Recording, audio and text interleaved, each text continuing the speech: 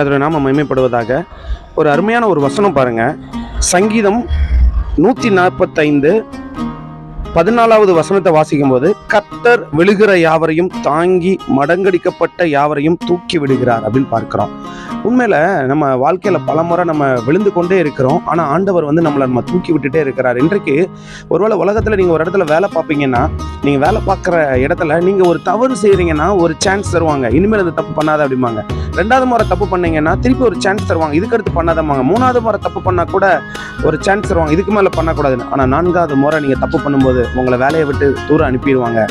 இதே போல வேலை பார்க்குறாங்கல்ல, அந்த உலகத்துல எல்லாரும் உங்களை குறிப்பிட்ட முறை நீங்க தப்பு செய்யும்போதோ, நீங்க தவறு செய்யும்போது எதுவாக இருந்தாலும் சரி, கொஞ்ச நாள் மன்னிப்பாங்க. அதுக்கடுத்து அவங்களால மன்னிக்க முடியாது. அந்த உலகத்துல ஒருவேளை மனைவியா இருக்கலாம், கணவரா இருக்கலாம், நீங்க எப்படினாலும் ஒரு விரோதமா ஏதோ ஒரு காரியம் செஞ்சிடலாம். ஆனா அதுக்கு ஒரு எண்ணிக்கை உண்டு.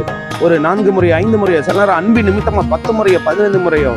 ஆனா அதுக்கு மேல நீங்க மீண்டும் மீண்டும் நீங்க தப்பு பண்ணிட்டு இருக்கும்போது ஒரு கணவர் கூட மன்னிக்க முடியாது, ஒரு மனைவி கூட மன்னிக்க முடியாது. நீ வேண்டாம் அப்படின்றவாங்க, உன்னோட வாழ முடியாது அப்படின்றவாங்க. பிள்ளைங்க பெற்றோரை பார்த்து உங்களை எங்களால் வச்சுக்க முடியாது அப்படிம்பாங்க. பிள்ளைகளை பார்த்து உங்களை சமாளிக்க முடியலன்னு சொல்லுவாங்க. ஆனா ஆண்டவர் எத்தனை முறை நம்ம பாவம் செய்திருக்கிறோம், எத்தனை முறை பொய் பேசியிருக்கிறோம், எத்தனை முறை இன்னும் பைபிள் வாசிக்காம எத்தனை நாள் இருந்திருக்கிறோம், ஜெபிக்காம எத்தனை நாள் இருந்திருக்கிறோம், எத்தனை தவறுகள் செய்திருக்கிறோம்.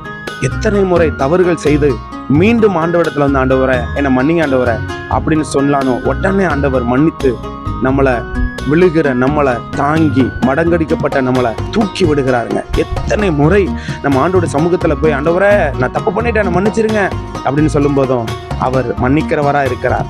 விழுகிற உங்களை தூக்கி விடுகிறவரா இருக்கிறார். பல முறை விழுந்தால் கூட ஆண்டவர் மீண்டும் தூக்கி விட ஆயத்தமா இருக்கிறார்.